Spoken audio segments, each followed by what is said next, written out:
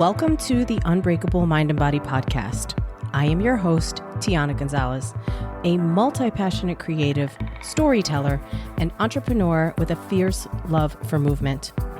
This is our space for powerful stories and actionable strategies to help you build mental resilience and elevate your self-care practice. Together, we will unlock the tools that you need to create an unbreakable mind and body. Welcome back to the show. I am your host, Tiana, and on this episode, I'm going to share with you 4 things that my most successful clients did. Now, these are pretty simple, but they're actually hard for people to implement into their life if they are used to being in the driver's seat. Now, you may or may not know, I am a fitness professional. I have 28 years of experience. That includes the time I spent in the gym building my physique, training myself to get ready for bodybuilding shows, then transitioning into powerlifting, CrossFit, weightlifting. And throughout that time, I also decided to become a personal trainer, get my certifications, get my boots on the ground, and work in various gyms.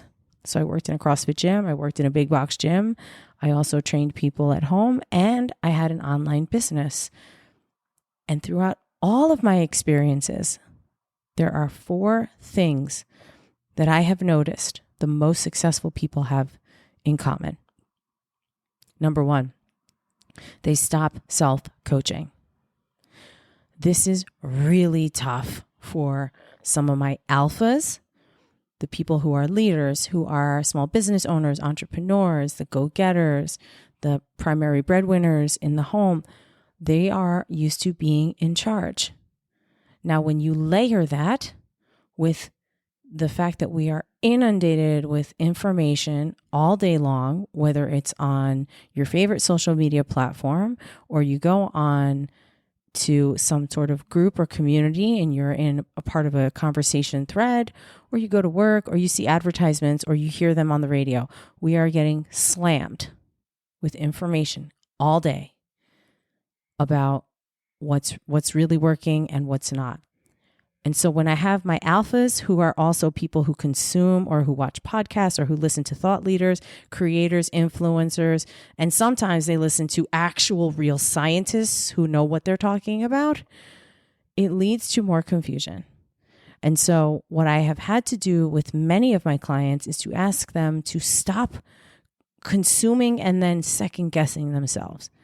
There's a difference in listening to information and maybe making some notes and seeing if it's relevant, or consuming something and then doubting yourself and being paralyzed because you don't know which way to move and you don't know if what you're doing is actually the quote unquote right thing to do.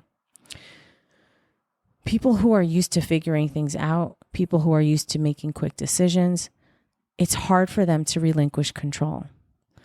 But here's the thing, when you hire a coach or when you hire a trainer, you hired them so that they can teach you the things that you don't know, so that they can filter out the noise, and so that they can keep you focused on what's really important. Now, number 2, most successful people that I have worked with over the years. Number 2, they were open-minded. Just because you did a certain type of diet or a certain type of lifestyle, or you used a certain method and approach in your past and it used to always work for you, and now you're at a sticking point. Now we have to maybe change it up a little bit. But people who are so used to doing things a certain way are going to find resistance. Even if on a superficial level, they do want the change and they are willing to try something new. Many times, the people who default, who go back to their old ways, they end up not finding the success that they want. I cannot tell you how many times I've started to work with somebody, particularly on their nutrition, and we're getting into it and they're like, oh, well, I decided to go gluten-free and dairy-free. Who told you to do that? Well, it worked for me in the past. Okay, but you hired me to work with you on your nutrition, so we're supposed to make these decisions together. So again, here we go with the control freak, right? The ones who make the decisions and they tell you about it after the fact instead of including you in the process, those people usually don't find success. Sorry. The third thing that my most successful clients have in common, they trust me. They understand that they came to me for a reason, and they trust that with time, effort, trial and error, strategy, implementation, and always circling back to make sure we're on task and we're following, the plan and we're getting us closer to the goal, they trust me in the process. It doesn't always have to be about diet and nutrition. This could be about, a career mentorship as well. If you do not have trust with the person advising you, there's always going to be a gap. There's going to be a void. There's going to be something missing. If you do not feel safe in the space, then you cannot relax. And when you cannot relax, it's harder for you to learn. Think about your kids. When you drop your kids off at school, if they don't feel safe in the classroom, it becomes very difficult for them to learn. But if they're in an environment where they feel comfortable, where they like their teacher, where the classroom is warm and cozy, and yes, of course, it is a learning environment. It's not a living room or a playground. I get that. But when it's a space of encouragement and kindness and joy, and yes, of course, respect and boundaries and rules, but when those things are all in place and it's the right ratios, and the student can relax, then they can learn. Now, when we're talking about nutrition, I always tell my clients, listen, this is really personal. Sometimes it's going to feel like I'm looking in your underwear drawer. So yeah, trust is kind of a big deal. And this also goes back to being overloaded with information. If somebody is constantly referring to podcasts they listen to or articles they read or things that their friends told them, it can start to feel like, hey, do you trust me in this process, or do you want to just share with me everything you know and tell me how much smarter than me you are? Like, what's the point? What are we doing here? Now, number 4, and this one is probably the most important, and it's something that I talk to everyone about. Doesn't matter what the goal is, whether it's health and wellness, whether it's a career goal, a personal financial goal. Focus. This is number 4. They focused on their efforts day to day and removed the emotional attachment to the outcome. I'm going to say this one more time. The most successful people that I have worked with in a health and wellness transformation or in a nutrition transformation where they're trying to change something about their health or their physique, they focused on the efforts that they were making day to day and not on the outcome. So if I say, I want to lose 5 pounds in 8 weeks, okay, what are you going to do in order to make that happen? And we work it backwards and we build out a plan.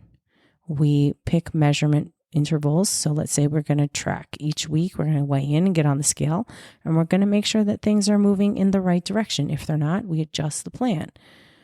But every single day, I'm asking the client to focus on what they're doing that day. And that's it. We're not thinking about 8 weeks from now. Is that the goal? Sure. That's the vision. But guess what? You don't actually have control over how that happens. You don't actually have control of if you're going to lose all 5 pounds in the 8 weeks. Now, this is just an example, remember.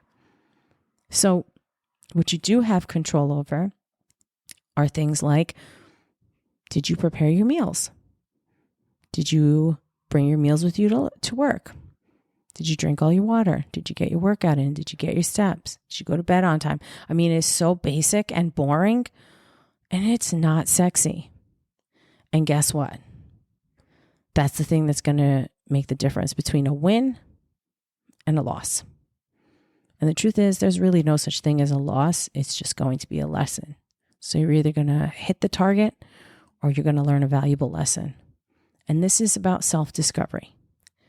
So it's important to stay grounded. It's important to understand that you could have the best possible outcome, and it's going to be a result of the daily things that you do, the habits, the tasks, the discipline in the beginning, and making sure that you're doing all of the things, checking all of the boxes.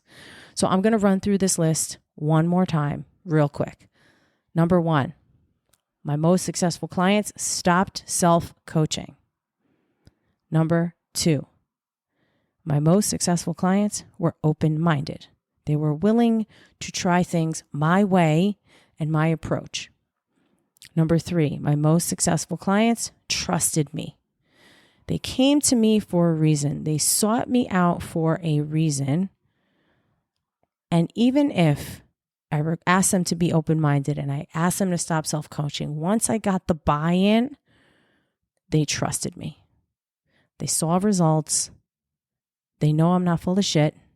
They know I'm the fucking expert in my craft and that I can help them to get the transformation that they want. And number 4, my most successful clients focused on their efforts and relinquished the emotional attachment to the outcome. I hope that you find this episode helpful. And yeah, I use some strong language because that's how passionate I am about this. The thing is, people, for the most part, take what personal trainers do for granted. I see it every single day, how people think that because they can use resources like AI or social media, or they could just copy something that they see, that they know what they're doing. And I got news for you. No, you don't. Because you could read instructions on how to perform brain surgery. That does not mean you're going to be able to do it well or successfully. Okay? It's not what we do. It is how we do what we do. And the thing is, for me, I'm not really out here marketing. People come to me. I work off referrals. I get people results. I'm a change maker. And I'm really fucking confident in my craft and in the work that I do. And I know that when you become the expert in the thing that you are the most passionate about and the thing that you can facilitate, if you're already there, you're listening to this episode going, fuck yeah, damn right, me too. There's room for all of us to be successful. There's room for all of us to win. And there is room for all of us to make the changes and have the transformations that we want. Relinquish control. Get somebody to help you. Be open-minded. Make sure you feel safe and you can trust that person, and attach yourself to your efforts. That's how you catalyze change. That's how you make shit happen. One more thing. Whatever time frame you have in mind to accomplish your goal, I would like for you to double it, if not triple it. Be nice to yourself. Your body's been through a lot. It's storing a lot. And in order to catalyze change, you gotta work with it. Okay? Thank you so much for being here. I really hope that you enjoyed this episode.